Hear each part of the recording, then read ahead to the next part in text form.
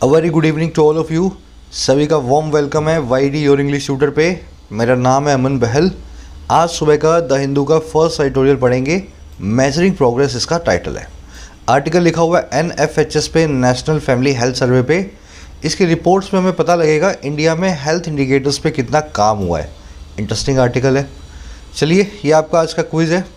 5 questions हैं। First question मिलेगा आपको RC का। आपको आर्टिकल को बड़े ध्यान से पढ़ना है। सेकंड क्वेश्चन मिलेगा 1 वर्ड, है ना, वोकैब का। थर्ड, फोर्थ और फिफ्थ तीनों क्वेश्चंस में आपको वोकैब और ग्रामर को अप्लाई करना है जो इस आर्टिकल में आप सीखने वाले हो। तो पूरे मन से पहले पढ़ो और फिर 5 में से 5 मार्क्स को स्कोर करो। सेशन के लास्ट में आपको इसका मैं सोल्यूशन दे देता हूँ। अभी शुरू करते हैं। चलिए, आइए कुछ नया सीखते हैं।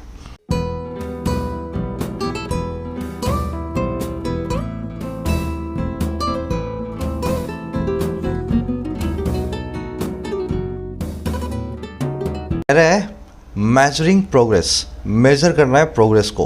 प्रोग्रेस तो आप जानते ही हो कितनी प्रगति हुई है, और मेज़र करना मतलब नापना, किसी चीज़ की क्वांटिटी को तोलना। कह रहे हैं हमें देखना है कंट्री में कितनी प्रोग्रेस हुई है। अच्छा, बात किसकी हो रही है ये पता लगेगा इसके टाइटल पैराग्राफ से।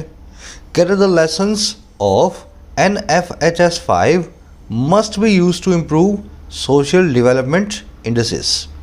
कह रहे जो लेसन्स हैं, जो सारे सबक हमें मिले हैं, और किससे? नेशनल फैमिली हेल्थ सर्वे से 5 नंबर के, जिसकी रिपोर्ट अभी पब्लिश हुई है। कह रहे जो भी सबक है ना, उनको इस्तेमाल में लेना चाहिए हमें। Must be use to, passive voice में, है ना, इस्तेमाल में लेना ही चाहिए। और किस चीज़ के भाई? इम्प्रूव करने के, बेहतर बनाने के सोशल डेवलपमेंट के इंडिसेस को। इंडिसेस इंडेक्स की प्लूरल फॉर्म है, इसको मैं आपको आगे बताऊंगा, है ना। सोशल डेवलपमेंट आप जानते हैं, सामाजिक विकास। तो सामाजिक विकास के जो इंडेक्स हैं, सामाजिक विकास के जो ग्राफ हैं, उन ग्राफों को हमें इम्प्रूव करना है इंडिया में। इसीलिए इस डेटा को हमें यूज़ लेना है। थोड़ा सा आपको लगेगा अगर आप पहली बार इस तरह के आर्टिकल्स पढ़ रहे हो कि ये क्या होते हैं सर, इंडेक्स सोशल डेवलपमेंट, है ना, NFHS, ये आप अभी डिटेल में देख लोगे। लेसन्स आपका सब्जेक्ट है, मस्ट बी यूज टू आपकी वर्ब है, ग्रीन कलर में सब्जेक्ट, पिंक कलर में वर्ब। पूरे आर्टिकल में इसी तरह से मार्क्ड है, आपको इसका फ़ायदा उठाना है। चलिए, अब एक आपसे सवाल पूछूंगा मैं, ताकि कॉन्सेप्ट आपको समझा सकूं। यूज्ड टू, इसके बाद में वर्ब की फर्स्ट फॉर्म लगी हुई है, बेस फॉर्म। कभी कभी यूज्ड टू के बाद में वर्ब की ING फॉर्म होती है। आप कैसे आइडेंटिफाई करेंगे कि यूज्ड टू के बाद में क्या लगाया जाए? अपने आप से पूछो, ऐसा कौन सा रूल लग गया, ऐसा कौन सा कॉन्सेप्ट आ गया जिसकी वजह से यहाँ पे वर्ब की फर्स्ट फॉर्म लगी है, वर्ब की ING फॉर्म आप यूज़ नहीं कर पाए? चलिए डिटेल में समझते हैं। बहुत आसान है, बातों पे गौर करना अब जो मैं आपको समझाना चाह रहा हूँ, ठीक है। यूज़ है ना, यूज़ एक वर्ब भी है, और यूज्ड यानी वर्ब की थर्ड फॉर्म एक एडजेक्टिव भी है। वर्ब की थर्ड फॉर्म तो एडजेक्टिव होती ही है, हमें पता ही अच्छे से। तो यूज़ वर्ब है, इसकी सेकंड फॉर्म होती है यूज्ड, थर्ड फॉर्म होती है यूज्ड। आपको क्या करना है? आपको सेंटेंस में आइडेंटिफाई करना है यूज़ क्या काम कर रहा है। अगर यूज़ वर्ब का काम कर रहा है तो उसके बाद आएगी वर्ब की फर्स्ट फॉर्म, और अगर यूज्ड यानी वर्ब की थर्ड फॉर्म यूज्ड एडजेक्टिव का काम कर रही है तो इसके बाद आएगा या तो नाउन, और नहीं तो वर्ब की ING फॉर्म यानी कि जेरेंट। इतना अगर समझ लिया तो एक कॉन्सेप्ट समझ में आ जाएगा। बस इस सोल को पकड़ो, इस बात को। आपको सेंटेंस में देखना है यूज़ नाम की जो वर्ब है, कहीं उसकी वर्ब की थर्ड फॉर्म तो यूज़ नहीं हुई, और कहीं उसकी वर्ब की थर्ड फॉर्म एडजेक्टिव का काम तो नहीं कर रही। अगर वर्ब की थर्ड फॉर्म एडजेक्टिव का काम कर रही होगी तो आप समझ लेना इसके आगे जीरेंट आएगा, अदरवाइज ये अपने बाद वर्ब की बेस फॉर्म को लेगी। अब ये वर्ब की थर्ड फॉर्म एडजेक्टिव का काम कब कर रही होती है? सर ये तब काम करेगी एडजेक्टिव का जब ये किसी आदत को बताए। आप किसी काम को करने के आदी हैं। ध्यान से समझो। He used to stay up until late in the night. Used to, वो इस काम को किया करता था। यूज्ड टू, अच्छा कौन सा काम? रात में जगने का, देरी तक, इन द नाइट। उसकी आदत थी रात में जगने की। अगर वो आदी था, यूज था, तो इसके बाद में आना चाहिए वर्ब की ING फॉर्म। ये है ना रूल। लेकिन ध्यान से समझो, यूज्ड यहाँ पे मेन वर्ब है, ही सब्जेक्ट है, यूज्ड वर्ब है। अरे मेन वर्ब है तो इसके बाद में वर्ब की ING फॉर्म आ ही नहीं सकती। क्या है? यूज्ड यहाँ पे मेन वर्ब है, तो यहाँ पे टू स्टे ही आएगा। ये बिल्कुल करेक्ट है। क्लियर हो गया इतना? अगर मेन वर्ब है तो इसके बाद में जीरेंट नहीं आ सकता। बस इतना कॉन्सेप्ट समझ लो। अगला देखो, he is use to staying up until late in the night. वो यूज्ड टू है, वो है यूज्ड टू, और किस काम को, रात में देरी के जगने का, है ना, इन द नाइट। इस केस में इज आपकी वर्ब है, ही सब्जेक्ट है, यूज्ड एक एडजेक्टिव है ना। यूज्ड टू यहाँ पे उसकी आदीपने को बता रहा है, आदत को बता रहा है। यहाँ पे इसके बाद स्टेइंग अप आएगा, बिल्कुल करेक्ट है। बस आपको इतना ही पकड़ना है। इसकी थोड़ी सी निशानी ये भी होती है कि यूज से पहले एडजेक्टिव के लिए अगर बनता है ना, तो उससे पहले is am are was were आ जाता है।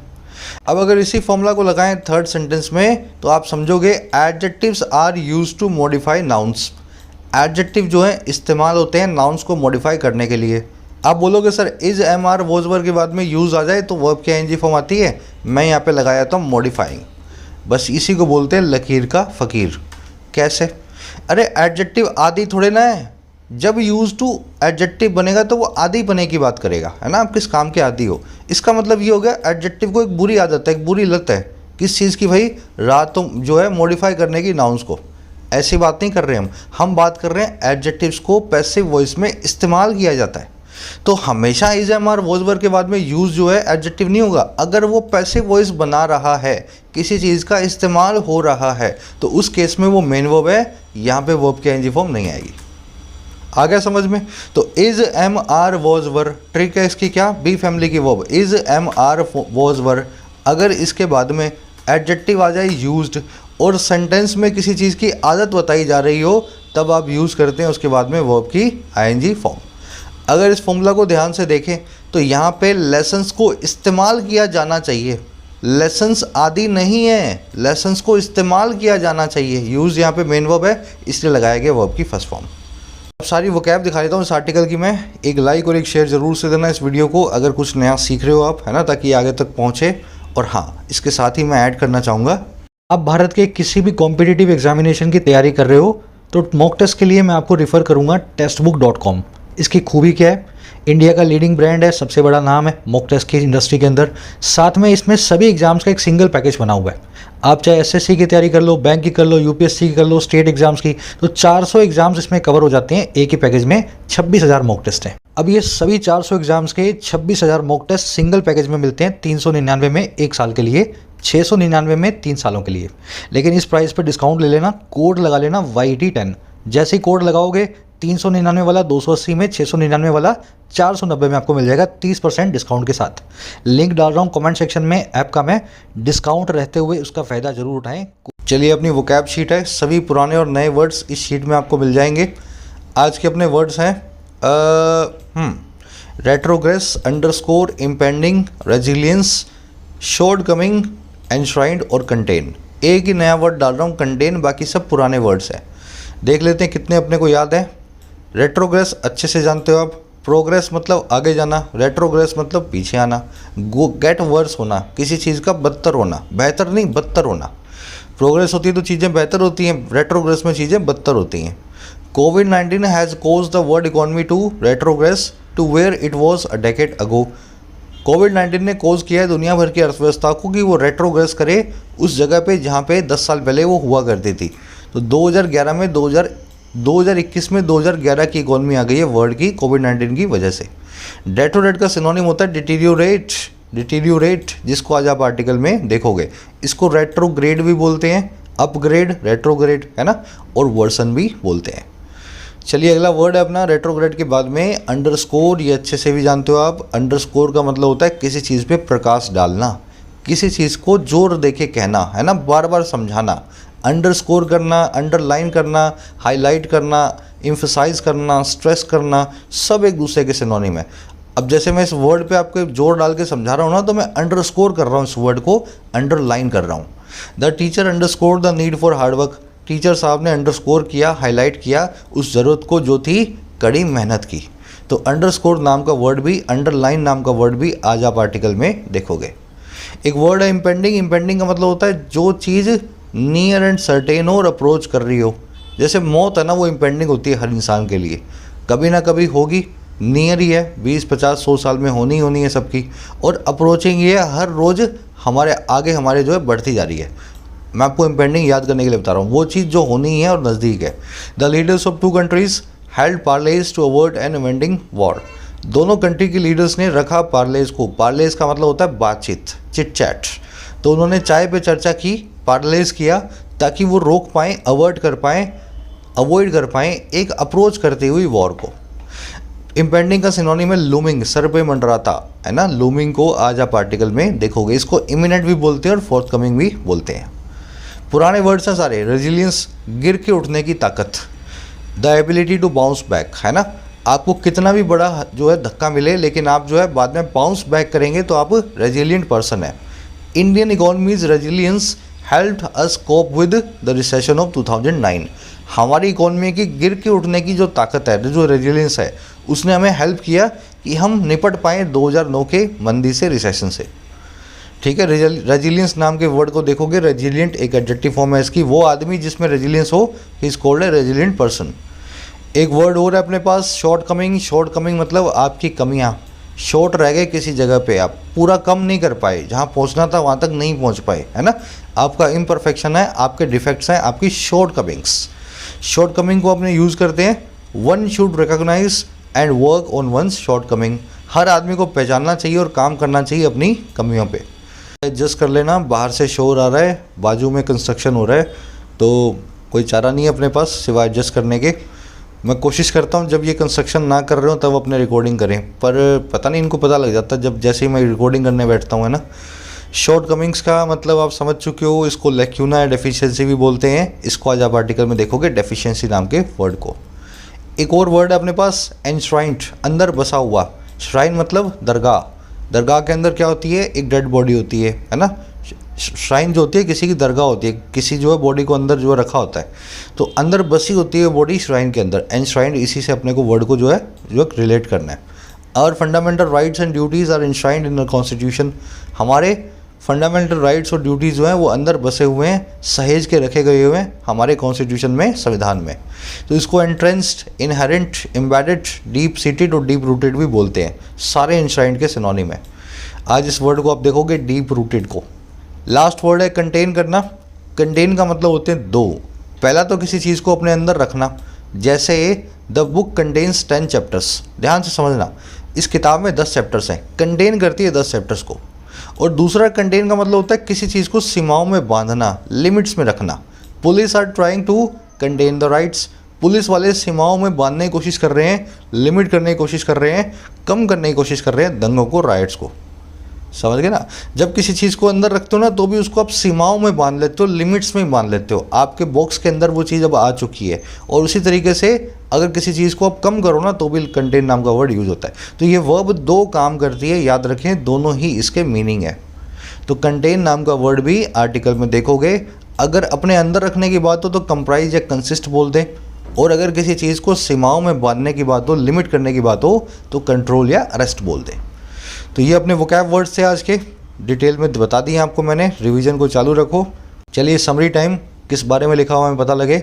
NFHS, आपने इसका नाम सुना होगा, नेशनल फैमिली हेल्थ सर्वे। पूरे देश में एक हेल्थ सर्वे होता है हर 5 साल से। ये जो 5वीं बार हुआ है ना, पहले 4 बार हो चुका है, अब जो 5वीं बार हुआ है उसकी रिपोर्ट पब्लिश हुई है। इस रिपोर्ट में हमें पता लगा है, इस आर्टिकल के अंदर भी बताएगा आपको, कितनी अच्छे तरीके से इंडिया ने इम्प्रूव किया है हेल्थ इंडिकेटर्स में। पहली बार देश में पॉपुलेशन कम होने लगी है, औरतें आदमियों से ज़्यादा हो गई हैं, है ना, जेंडर पैरिटी आ गई है। इस तरह की कई अच्छी चीज़ों को, कई वेलकम न्यूज़ को ये वेलकम करने वाला है इस आर्टिकल के अंदर आज।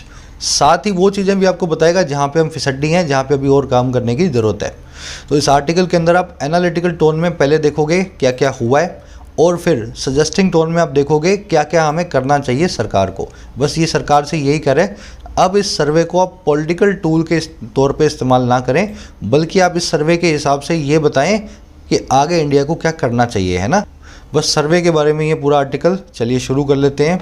कह रहा है, a periodic assessment of health and social development indicators is crucial for any country that is clawing its way towards achieving ideal standards in the human development index, यानी कि HDI। कह रहे एक पीरियोडिक असेसमेंट जो होती है, assessment का मतलब होता है जायजा, है ना। स्टॉक टेकिंग भी बोलते हैं, इवेल्युएशन भी बोलते हैं। स्टॉक टेकिंग नाम का वर्ड अभी आगे आप देखोगे भी। कह रहा है एक पीरियोडिक जो कि बार बार हो, हर पीरियड के बाद हो, 5 साल से, 4 साल से, 2 साल से, फिक्स पीरियड के बाद। कह रहे बार बार फिक्स पीरियड के बाद जो जायज़ा होता है ना, असेसमेंट जो होता है हमारे सोशल और हेल्थ डेवलपमेंट का कंट्री के अंदर, उन इंडिकेटर्स का, कह रहे वो बड़ा क्रूशियल है, बड़ा ही इंपॉर्टेंट है किसी भी कंट्री के लिए, फॉर एनी कंट्री। और कैसी कंट्री? एक ऐसी कंट्री जो ग्लो कर रही है, जो धीमे धीमे आगे बढ़ रही है, और किसका? अपने वे की तरफ, और जो टुवर्ड्स है अचीव करने का आइडियल स्टैंडर्ड्स को, है ना।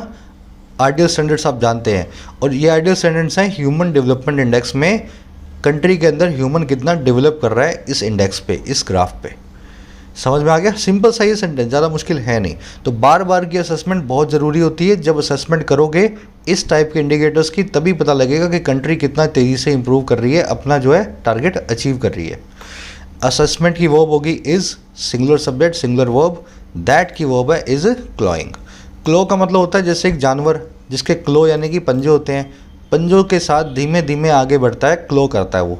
समझ रहे हो ना? शिकार के लिए आगे जा रहा है तो वो क्लो कर रहा है, धीमे धीमे अपने पंजों पे चल रहा है। तो कंट्री जैसे धीमे धीमे आगे बढ़ती है ना अपने टारगेट की तरफ, ऐसी कंट्री के लिए बड़ा ज़रूरी होता है।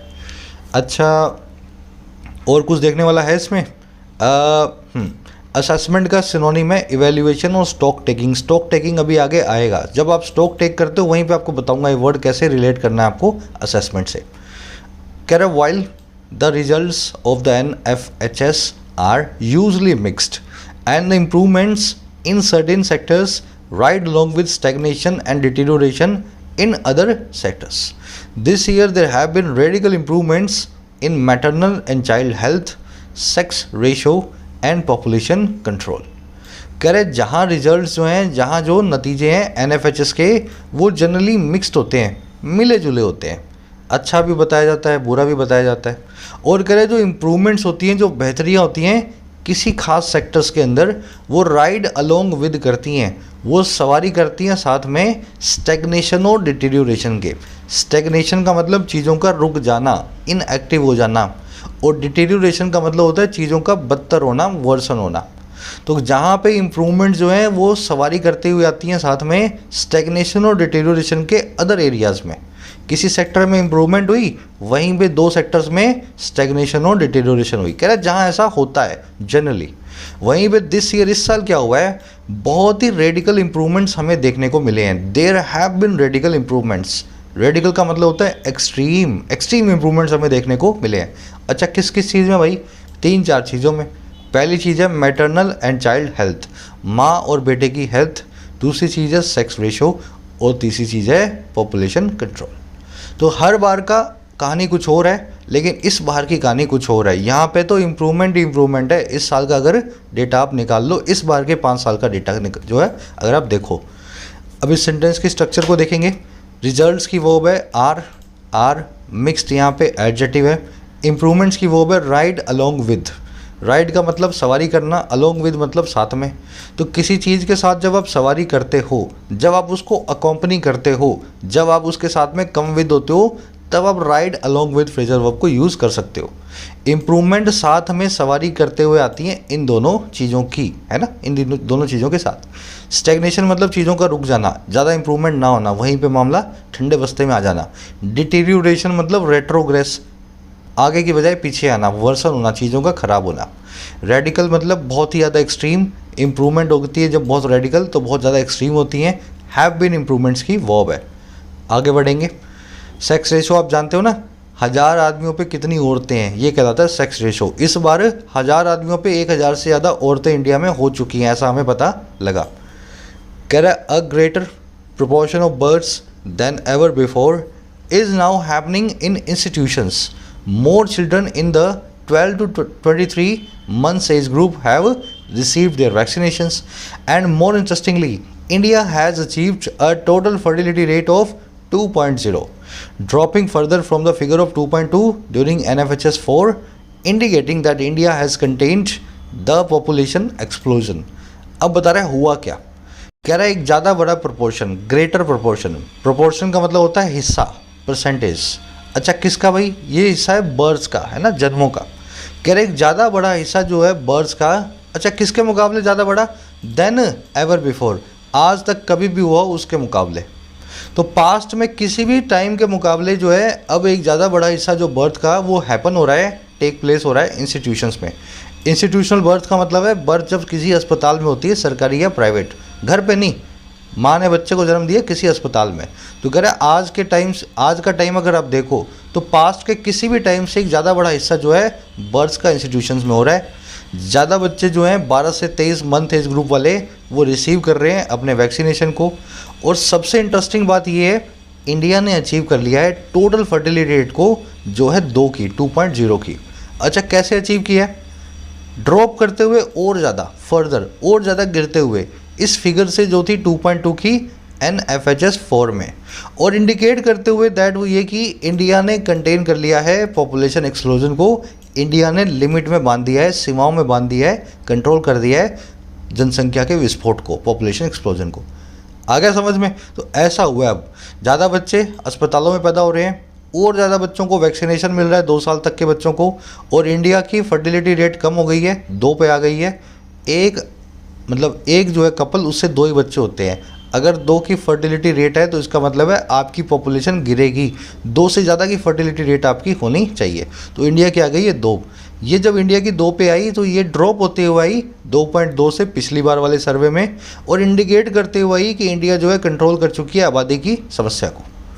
चलिए, सेंटेंस की स्ट्रक्चर, प्रोपोर्शन की verb is now happening, more children की वर्ब हैव रिसीव्ड, इंडिया की वर्ब है हैज़ अचीव्ड, ड्रॉपिंग इंडिकेटिंग दोनों present participle simultaneous action PPS से।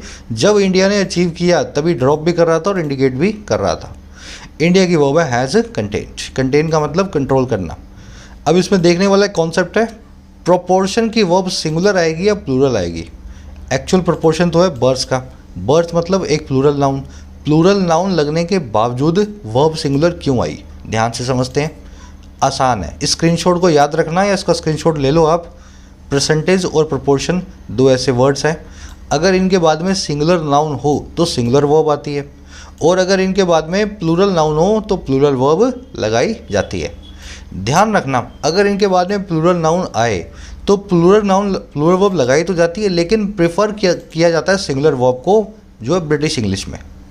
ट्रेडिशनल इंग्लिश में परसेंटेज प्रोपोर्शन सिंगुलर वर्ब ही लेते हैं, प्लूरल वर्ब गलत नहीं होती इनके बाद, लेकिन प्रेफर क्या की जाती है, सिंगुलर वर्ब किसी भी केस में।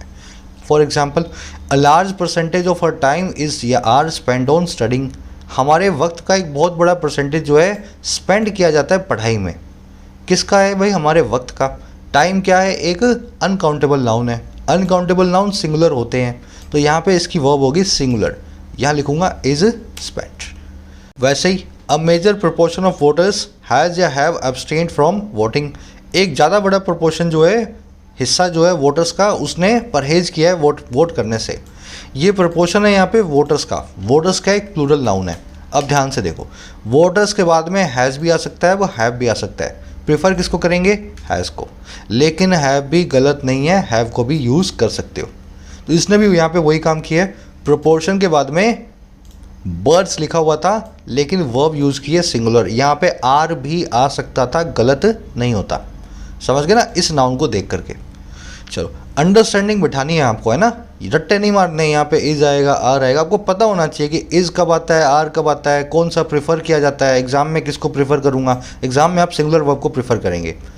चलो, कह रहा है policies some even coercive as in the case of family planning sector seem to have borne fruit years after they were implemented. कह रहे पॉलिसीज़ जो हैं कुछ एक तो यहाँ तक कि बहुत कोऑर्सिव जो हैं, कोऑर्सिव मतलब जो आपको मजबूर करें, पावरफुल हो, कोअर्जन यानी फोर्स का इस्तेमाल करें।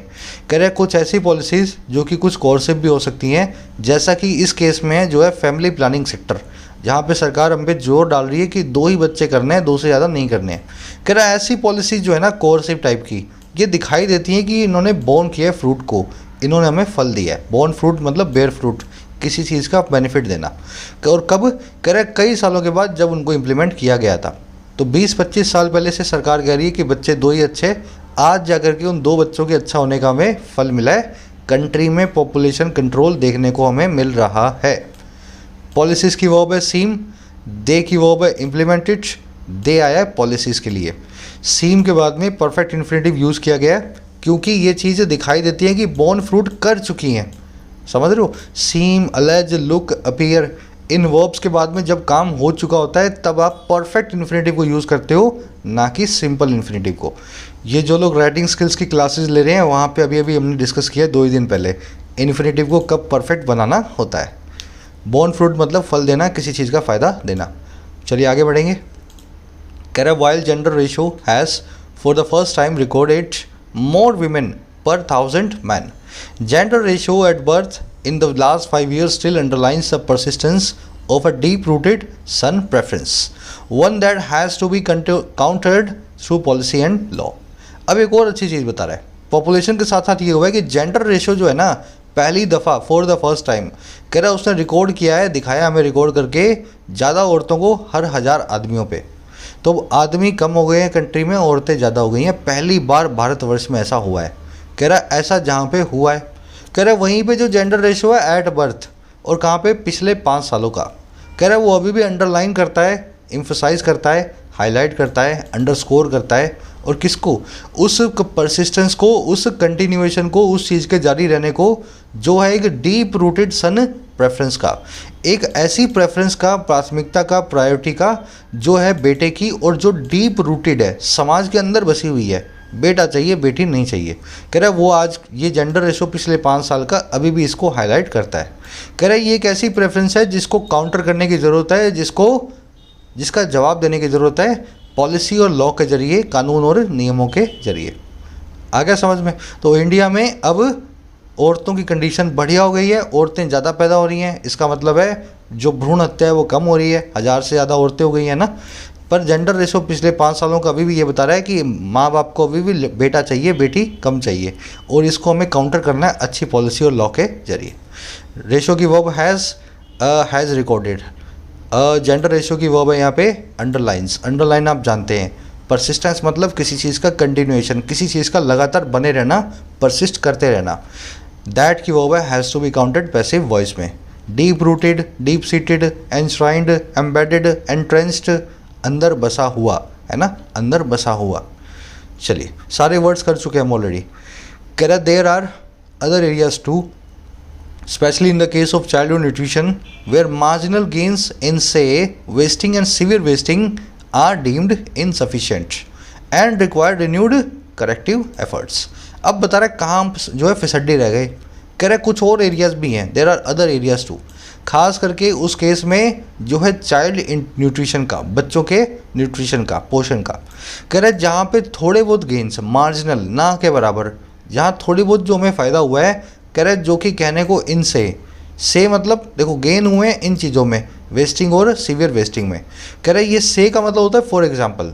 कह रहे मार्जिनल गेन्स हुए हैं इन फॉर एग्जाम्पल वेस्टिंग और सीवियर वेस्टिंग नाम की 2 बीमारियों में। ये मैं आपको भी समझा दूंगा ये बीमारियां क्या होती हैं, ठीक है। तो कह रहे ये जो गेन्स है ना वो डीम्ड किए जाते हैं, वो कंसीडर किए जाते हैं कि वो इनसफिशिएंट हैं, काफ़ी नहीं है, और रिक्वायर करते हैं कि रिन्यूड करेक्टिव एफर्ट्स हम दिखाएं, नए बनाए हुए करेक्शन लाने वाले एफर्ट्स को हम बनाना शुरू करें। आगे समझ में? तो इस एरिया में हम फिसड्डी रहे हैं। हमें देख करके लगता है कि चाइल्ड न्यूट्रिशन में और ज़्यादा काम किया जा सकता था। जो भी गेन्स हुए हैं वो मार्जिनली हैं, ज़्यादा बहुत बड़े नहीं हैं, और हमें लगता है और काम इन पे करना चाहिए।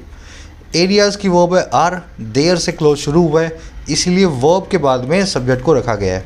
सब्जेक्ट प्लूरल था, एरियाज़, इसलिए वर्ब प्लूरल थी। देयर से इसका कोई भी कनेक्शन नहीं है। अच्छा, गेन्स की वर्ब है आर डीम्ड और गेन्स की वर्ब है रिक्वायर। ये है पैसिव वॉइस में और ये है एक्टिव वॉइस में। डीम का मतलब कंसीडर करना, थिंक करना, किसी चीज़ को मानना, समझ गए। करेक्टिव एफर्ट्स मतलब ऐसे एफर्ट्स जो करेक्शन को लेके आएंगे, जो चीज़ों में सुधार लाएंगे। मार्जिनल मतलब जो हाशिए पे हो, इनसिग्निफिकेंट हो, ज़्यादा कुछ ध्यान देने लायक ना हो। अब आ जाओ वेस्टिंग और सीवियर वेस्टिंग क्या होती है। देखो 2 वर्ड्स हैं, पहला है वेस्टिंग और दूसरा है स्टंटिंग। ये है हेल्दी बच्चा, कौन सा वाला? ये वाला। ये बच्चा कैसा है? सुकड़ा सा। ये बच्चा है कमज़ोर बच्चा। इसकी हाइट तो बराबर है, ठीक है, इसकी डेवलपमेंट हो रही है, लेकिन ये बड़ा सूखा हुआ सा है। ये ज़िंदगी भर ही रहने वाला है इस टाइप का। ये अब ऐसा बचपन में नहीं है, इसको आपने इतना कम खाना दिया कि ज़िंदगी भर ही ऐसे ही बिताएगा अपनी। कमज़ोर हड्डियाँ होंगी, कमज़ोर इसमें ताकत होगी। इसको बोलते हैं वेस्टिंग। बच्चों में बहुत होता है, और जिन बच्चों में वेस्टिंग होती है वो ज़िंदगी भर वेस्टेड ही रहते हैं ज़्यादातर बच्चे। ये है तीसरे टाइप का बच्चा। इसको क्या खाना तो ठीक नहीं मिला, पर ये ना सूखने की बजाय छोटा हो गया, इसकी हाइट कम हो गई। आपको अक्सर यूपी और बिहार की जो पॉपुलेशन है उसमें पुराने टाइम में स्टंटिंग दिखाई देगी। इसी वजह से इन एरियाज़ के लोगों की हाइट कम होती है ना। कश्मीर में, पंजाब में खाना अच्छा था तो वहाँ की हाइट ज़्यादा है। तो स्टंटिंग का मतलब होता है आपकी हाइट ही ओवरऑल पॉपुलेशन की कम हो जाना, समझ गए। तो ये होती है नॉर्मल, ये होती है वेस्टिंग, ये होती है स्टंटिंग। स्टंटिंग में हाइट कम, वेस्टिंग में आप कमज़ोर, और नॉर्मल में आप बिल्कुल सही हाइट और वेट के हिसाब से। तो हमें वेस्टिंग में काफ़ी कुछ अच्छा देखने को मिला है। बच्चे जो है कमज़ोर अब कम हो रहे हैं कंट्री के अंदर। बढ़ेंगे आगे। कह रहा the impact of the pandemic may also be noted. The disruption is caused to services such as balanced nutrition for children must be acknowledged. While this set of circumstances underscores the need for building resilient and fortified systems capable of delivering in the most trying circumstances. अब ये थोड़ा लंबा sentence है, आसान है। कह रहे जो असर है, इम्पैक्ट है, और किसका? पैंडमिक का, महामारी का, उसको भी नोट किया जाए। may also be noted. कह रहे जो डिस्ट्रप्शन, जो तबाही, जो डिस्टर्बेंस इसने कोज की थी सर्विसेज को, सच है जैसे कि बच्चों के लिए बैलेंस न्यूट्रिशन, बच्चों को खाना दिया जाता है, बैलेंस न्यूट्रिशन स्कूलों में दिया जाता है, आंगनवाड़ियों में दिया जाता है। कह रहे जो डिस्ट्रप्शन जो इसने कोज की है, कह रहे उसको एक्नॉलेज भी किया जाना चाहिए, है ना।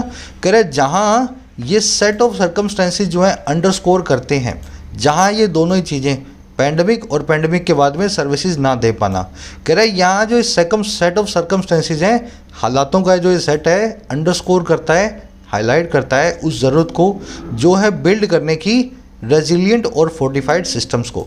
रेजिलिएंट आप जान गए, गिर करके बाउंस बैक करने वाला। फोर्टिफाइड मतलब जो फोर्ट जैसा, किले जैसा मजबूत हो, है ना, स्ट्रेंथन हो। कह रहे नीड को बताता है इस टाइप के सिस्टम को बनाने की, और ऐसा सिस्टम जो कैपेबल हो, जिसमें ताकत हो डिलीवर करने की, अपना काम करके दिखाने की, सबसे ज़्यादा ट्राइंग सर्कमस्टेंसेज में, ऐसे हालातों में जो बहुत ट्राइंग है, जो बहुत डिफ़िकल्ट है। समझ में आ गया। कह रहे मानते हैं पैंडमिक ने बहुत बुरा किया है, पैंडमिक की वजह से ये स्टंटिंग वंटिंग वेस्टिंग में हम ज़्यादा कुछ अच्छा नहीं कर पाए, लेकिन यहीं इसका एक दूसरा पहलू भी है। ऐसा सिस्टम क्यों नहीं बनाते हो कि पैंडमिक आ भी जाए ना तो भी सिस्टम पे ज़्यादा फ़र्क ना पड़े, फोर्टिफाइड हो, रेजिलिएंट हो, पैंडमिक में भी डिलीवर कर दे, ट्राइंग यानी कि डिफ़िकल्ट सर्कमस्टेंसेज में भी अपना काम करके दिखाए। आ गया समझ में सेंटेंस। इम्पैक्ट की वर्ब है must be noted, may also be noted, है ना, पैसिव वॉइस में। डिसरप्शन की वर्ब है मस्ट बी इग्नॉलेज्ड।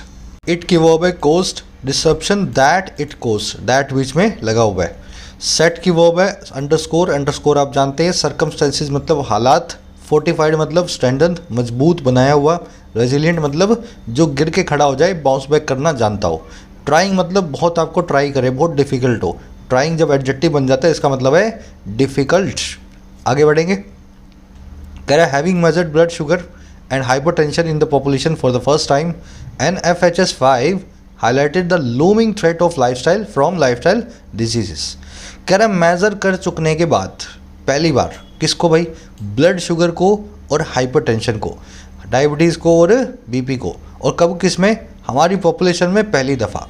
कह रहा है ये काम कर चुकने के बाद, हैविंग मेजर्ड, ये जो NFHS5 है इसने हाईलाइट किया, इसने सबके सामने रखा उस इमिनेंट, उस लूमिंग, उस सर मंडराती थ्रेट को, चुनौती को जो आती है लाइफस्टाइल डिजीज़ से, ऐसी बीमारियों से जो हमें भगवान ने नहीं दी है, हमने खुद अपने सर पे डाली है। आ गया समझ में। NFHS5 की वर्ब है हाईलाइटेड, लूमिंग आप जानते हैं जो अप्रोच कर रहा हो, नियर हो, सर्टेन हो, है ना, आपके सर पे मंडरा रहा हो, लूमिंग। हैविंग V3 से यहाँ पे क्लोज आपका शुरू हुआ है, फ्रेज शुरू हुआ है, इसको बोलते हैं पार्टिसिपल, परफेक्ट पार्टिसिपल फ्रेज। एक काम होने के बाद दूसरा काम हो रहा है। Having eaten my dinner I decided to go out for a walk, खाना खा करके मैंने डिसाइड किया कि मैं जो एक वॉक के लिए निकलूँगा। Having finished her report she submit it to the professor, अपनी रिपोर्ट को फिनिश करके उसने इसको प्रोफेसर साहब को सबमिट किया। हैविंग प्लस में V3, हैविंग प्लस में V3, बस यहाँ पे भी वही हुआ है, हैविंग प्लस में V3। ऐसा कर चुकने के बाद NFHS ने हाईलाइट किया। पार्टिसिपल वाली क्लास में आप अच्छे से सीख चुके हो, बेसिक ग्रामर में जाओगे तो राइटिंग स्किल्स में भी इसको हम डिटेल में कवर कर चुके हैं ना, पार्टिसिपल कैसे कैसे काम करते हैं। चलिए आगे बढ़ेंगे। लाइफस्टाइल डिसीज़ वो डिसीज़ हैं जो हम खुद बनाते हैं, ज़्यादा मीठा खाते हैं फिर शुगर हो जाती है, ज़्यादा टेंशन लेते हैं फिर हाइपर टेंशन हो जाती है ना, भगवान ने नहीं दी है, हमने खुद अपने सर पे ओट लिया लाइफस्टाइल की वजह से। नेक्स्ट पैराग्राफ पे आ जाओ। कह रहा the massive exercise that covered this year over 6 lakh households across the country aims at providing data that will help shape the policies in a manner that will correct deficiencies and ensure equitable access to services, particularly those with impact on social determinants that improve the quality of life. जानबूझ करके लंबा सा complicated सा sentence लिखा हुआ है ना, पर ये पैक्ड है इन्फॉर्मेशन से सेंटेंस। देखो कैसे करे, एक मैसिव एक्सरसाइज, पूरे भारत में 130 करोड़ लोगों में से कुछ लाख लोगों का डेटा लेना घर घर जाके, करे इतनी बड़ी एक एक्सरसाइज जिसने कवर किया इस साल किसको, लगभग 6 लाख हाउस होल्ड्स को, 6 लाख घरों को, और कहाँ पे, पूरे देश में। कह रहे ये एक्सरसाइज एम ऐड करती है, इसका एक ही मकसद होता है, प्रोवाइड करना डेटा को। अच्छा कैसा डेटा, वो डेटा जो हेल्प करे शेप करने में, मूर्त रूप देने में। शेप करना मतलब किसी चीज़ को साकार करना है ना, किसी चीज़ को रियल बनाना।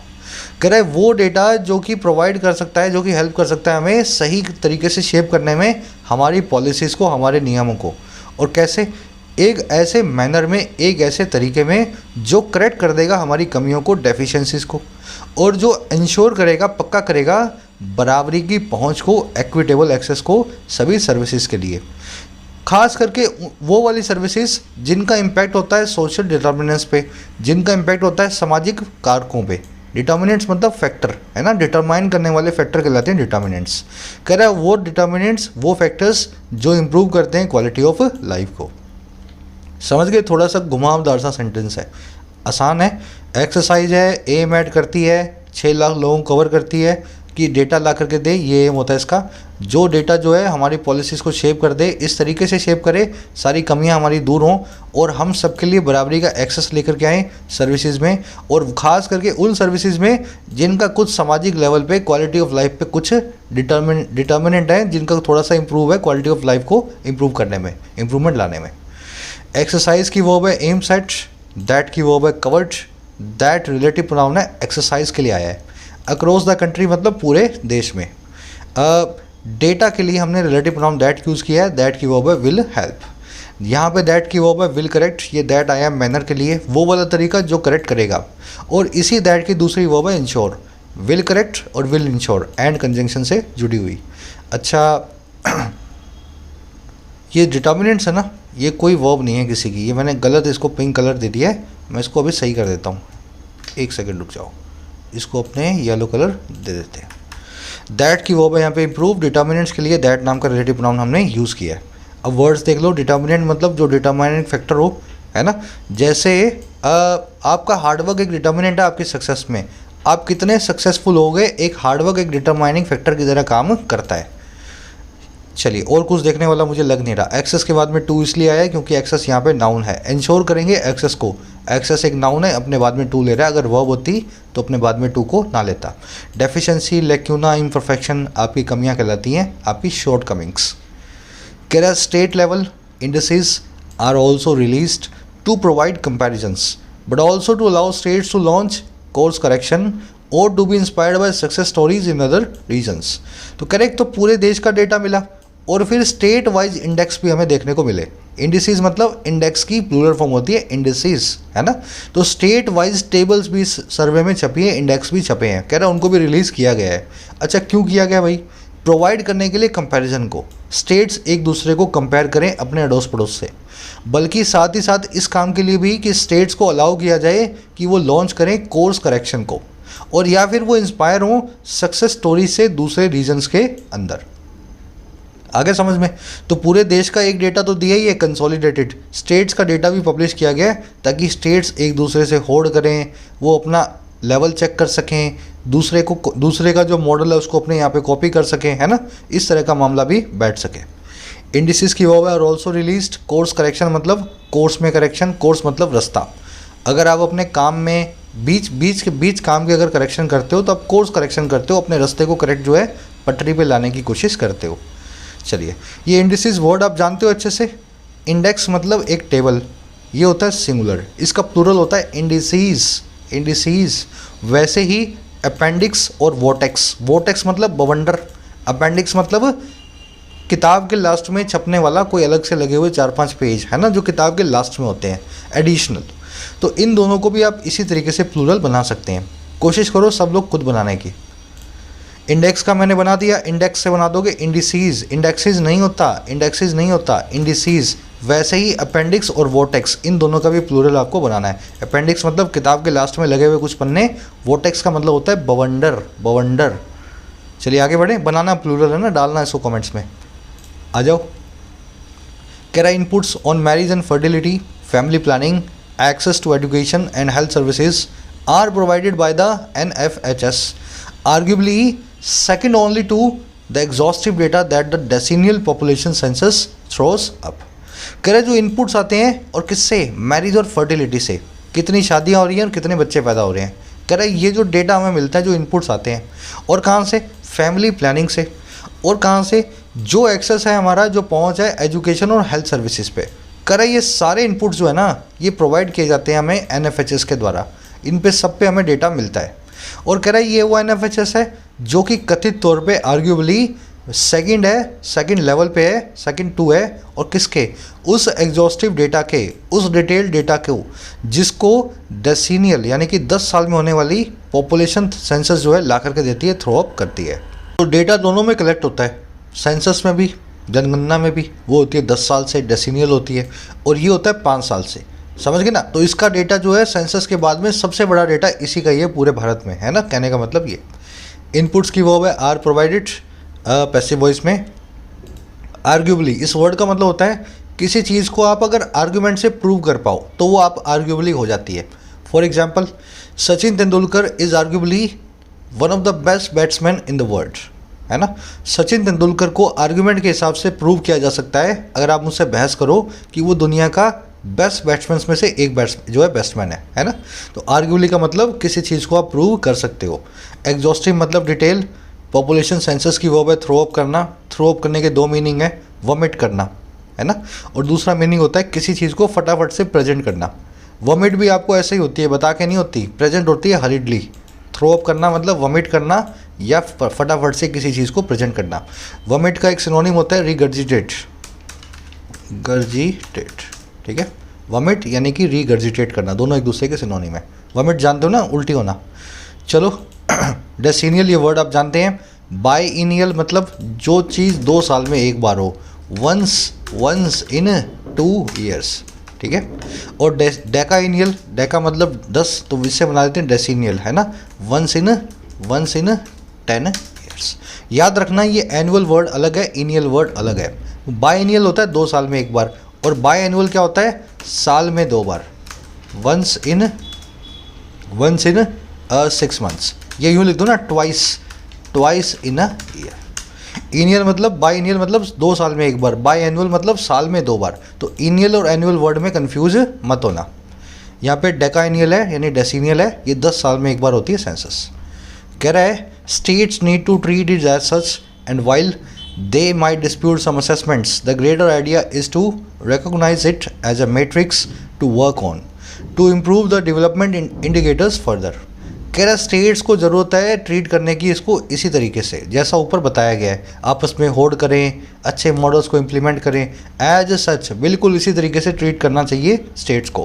कह रहा है और जहाँ वो जो स्टेट्स हैं डिस्प्यूट कर सकती हैं कुछ असेसमेंट्स को, कुछ जायज़ों को, वहीं पे जो ग्रेटर आइडिया वो है रिकॉग्नाइज करने का, इसको एक मैट्रिक्स के तौर पे, एक स्टैंडर्ड के तौर पे जो है काम करने के लिए, वर्क ऑन करने के लिए और इम्प्रूव करने के लिए डेवलपमेंट के इंडिकेटर्स को और ज़्यादा।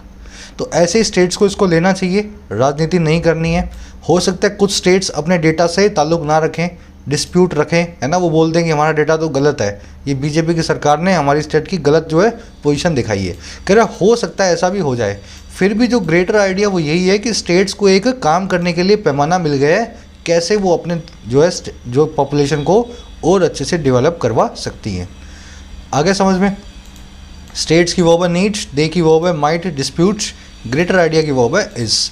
मैट्रिक्स मतलब एक पैमाना, है ना। मैट्रिक्स अगर आपने पढ़ी हो मैथमेटिक्स में, एक टेबल सी होती है ना मैट्रिक्स। चलो आगे बढ़ते हैं। कह रहा meanwhile the center too must not treat it as a mere stock taking exercise but harness the opportunities the NFHS provides for launching, reform and reassessing certain policies without using it as a political tool in a federal setup। कह रहा है इसी बीच centre के लिए भी एक सलाह है। कह रहा मीनवाइल इसी बीच जो सेंटर है ना उसको भी इसको ट्रीट नहीं करना चाहिए एक स्टॉक टेकिंग एक्सरसाइज के तौर पे, एक असेसमेंट जो है एक्सरसाइज के तौर पे। अ मेयर मतलब खाली खाली। तो सेंटर को भी सिर्फ ये इसको असेसमेंट एक्सरसाइज नहीं मानना चाहिए, बल्कि सेंटर को हार्नेस करना चाहिए, एक्सप्लॉइट करना चाहिए, फ़ायदा उठाना चाहिए उन मौक़ों का जो एनएफएचएस हमें देता है। और किस चीज़ के लिए प्रोवाइड फॉर करता है? लॉन्च करने के लिए, रिफॉर्म और रीअसेस करने के लिए सर्टेन पॉलिसीज़ को, है ना। और कैसे? बिना इसको इस्तेमाल में लिए हुए एक राजनीतिक टूल के, सियासी टूल के, पॉलिटिकल टूल के, एक संघवादी या फेडरल सेटअप में जो है इस्टेब्लिशमेंट में। आगे समझ में? तो सेंटर को भी इसको सिर्फ जायजे वाली एक्सरसाइज नहीं मानना चाहिए, बल्कि इसका फ़ायदा उठाना चाहिए कुछ अच्छी पॉलिसीज़ बनाने का। और पॉलिसीज़ ऐसे बनाएं जिसमें सेंटर और स्टेट के अंदर कोई भी पॉलिटिक्स ना हो, इसको सिर्फ देश के लिए, देश के विकास के लिए यूज़ में लिया जाए। सेंटर की वर्ब है मस्ट नॉट ट्रीट, और सेंटर की दूसरी वर्ब है मस्ट हार्नेस। एनएफएचएस की वर्ब है प्रोवाइड फॉर। प्रोवाइड फॉर करना मतलब किसी चीज़ को अरेंज करना, किसी चीज़ का इंतजाम करना। सेटअप का मतलब होता है सेटिंग या सिस्टम। हमारा एक फेडरल सेटिंग है, एक सेंटर है, एक स्टेट्स है ना, कई सारी स्टेट्स है, तो एक सेटिंग की तरह काम चल रहा है, सेटअप की तरह। स्टॉक टेकिंग मैंने आपको बताया था, इवैल्यूएशन या असेसमेंट को बोलते हैं। साल में एक बार अपने स्टॉक में जाते हो आप, अपने गोडाउन में, और स्टॉक को टेक करते हो, एक नोट बनाते हो, नोटबुक के ऊपर लिखते हो कि इतना ये वाला माल इतना है, ये वाला माल इतना है। तो आप एक्चुअल में एक इवैल्यूएशन करते हो, है ना। जैसे एक व्यापारी अपने गोदाम में जाकर के, गोडाउन में साल में एक बार स्टॉक टेकिंग करता है, असेसमेंट करता है, वैसे स्टॉक टेकिंग का मतलब ही होता है असेसमेंट या जायजा या इवैल्यूएशन। इस वर्ड को ऐसे याद रखें। अ मेयर और मेयरली के बीच का डिफरेंस आप जानते हैं। अ, द या एन, मेयर के बाद में नाउन आएगा, और मेयरली के बाद में ए, एन या द, और उसके बाद में फिर नाउन आएगा। यूज़ करना बड़ा आसान है। Reality is mere an illusion. An लगा हुआ है, अगर एन लगा हुआ है तो आप क्या करेंगे? अगर मेयर यूज़ करना है तो एन को रखेंगे मेयर से पहले। अब देखो एन का बन जाएगा ए, क्योंकि अब यहाँ पे एम के हिसाब से, यानी कि मेयर के हिसाब से आपको चूज़ करना है आर्टिकल। तो reality is a mayor illusion, ऐसा आपको लिखना चाहिए। और या फिर अगर आप जिद पे आ जाओ कि इस एन को मैं यहाँ से नहीं हटाऊँगा, तो मेयर को मेयरली में बदल दो। Reality is merely an illusion. इस कॉन्सेप्ट की डिटेल में नहीं जाऊंगा मैं अंदर डेप्थ में कि ऐसा क्यों होता है, कई बार मैं करवा चुका हूँ। खाली आपको आज मैं मोटा मोटा देसी भाषा में रूल बता रहा हूँ, है ना। इसका एक पीछे का लॉजिक भी है। It took us mere 20 minutes to reach the station. हमें लगे खाली 20 मिनट स्टेशन तक पहुँचने में। मेयर के बाद में 20 आ रहा है, गलत है। आप लिखो यहाँ पे अ मेयर 20, ठीक है। मेयर से पहले आर्टिकल लगा दो, अ मेयर लिख दो तो चलेगा। A mere an illusion, a mere 20 minutes, है ना, ऐसा चलेगा।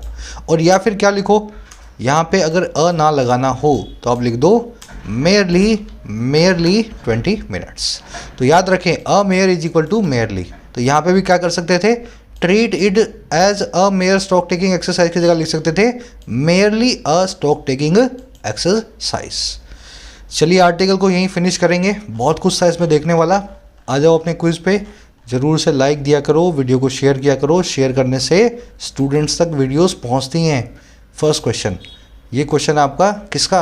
आरसी का। इनमें से कौन सी चीज़ ट्रू नहीं है एनएफएसएस डेटा के हिसाब से जो आर्टिकल में बताया गया है? पहली चीज़, overall gender ratio in India has improved in favour of women. बिल्कुल ठीक है। हमारे देश में जेंडर रेशो अच्छा हो गया है। 1000 औरतें, आदमियों से ज़्यादा औरतें हो गई हैं अगर 1000 की बात करें तो, है ना।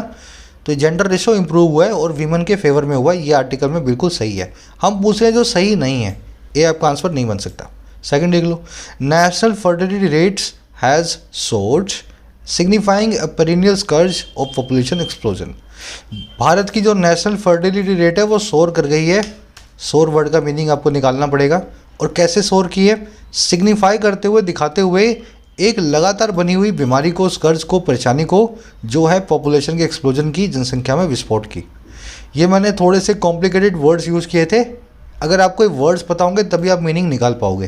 तो ये कह रहा है कि फर्टिलिटी रेट बढ़ गई है जिससे पॉपुलेशन एक्सप्लोजन और ज़्यादा हमारे कंट्रोल से बाहर हो गया है। गलत बात है। पॉपुलेशन जो है कंट्रोल में आ रही है, एक्सप्लोजन कंट्रोल में आ रहा है, फर्टिलिटी रेट एक्चुअल में कम हुई है। सेकंड वाला करेक्ट नहीं है, ये आपका आंसर हो सकता है। थर्ड वाला देख लो, NFHS data also incorporates blood sugar and lipid profiles of the surveys. कह रहा है जो NFHS डेटा है वो इनकॉर्पोरेट करता है शुगर को और लिपिड प्रोफाइल को सर्वेट के। देखो शुगर को तो करता है लेकिन लिपिड प्रोफाइल को नहीं करता है। कोलेस्ट्रॉल नहीं नापा गया इसमें, शुगर और बीपी को नापा गया है, हाइपरटेंशन को। कहने का मतलब क्या, आधा सही है आधा गलत है, थर्ड भी गलत ही मानोगे, overall statements is not correct. तो सेकंड और थर्ड दोनों ही आपका आंसर है। आर्टिकल अगर ध्यान से पढ़ा होगा तो ये आप कर सकते हो, खुद भी कर सकते हो, है ना। चलो, स्टॉक टेकिंग अभी आपको समझाया, आपको बताना है इन चारों में से स्टॉक टेकिंग का क्या मीनिंग होता है। क्लोज टेस्ट में आपको क्या करना है, प्रोपोर्शन की मुझे वर्ब बतानी है, यहाँ पे आप कौन सी वर्ब यूज़ करोगे, है ना। अगर एक से ज़्यादा वर्ब्स भी यूज़ कर सकते हो तो भी आपको मुझे यहाँ पे बताना है। फोर्थ में बताना है यूज़ टू किस संदर्भ में यूज़ हुआ है, किस कॉन्टेक्स्ट में, उस यूज़ टू के हिसाब से आप क्या यूज़ करोगे, वर्ब की आईएनजी फॉर्म या वर्ब की फर्स्ट फॉर्म। अडेप्ट और एडोप्ट दो अलग अलग वर्ड्स हैं। एडोप्ट का मतलब होता है गोद लेना, अडेप्ट का मतलब होता है ढालना, है ना। सही वर्ड को और सही वर्ड की फॉर्म को आपको यूज़ करना है यूज़ टू के बाद। पाँचवें में आपको बताना है अ मेयर और मेयरली को कैसे आप यूज़ कर सकते हैं। अभी करवाया मैंने आपको, a mere is equal to merely a. चलिए, आंसर्स को पब्लिश कर रहा हूँ इसी वीडियो के नीचे पिंड कमेंट में, सबसे ऊपर वाले कमेंट में मेरे आंसर से अपना मैच करना। आउट ऑफ 5 कितने मार्क्स मिले ज़रूर से मुझे बताएं, है ना। मुलाकात होगी कल आपसे फिर से क्लासेस के अंदर। कोई भी क्वेरी हो रिलेटिंग टू एप्लीकेशन या कोर्सेज, इस नंबर पे व्हाट्सअप कर सकते हैं, आपको रिप्लाई मिल जाएगा। Until then, signing out.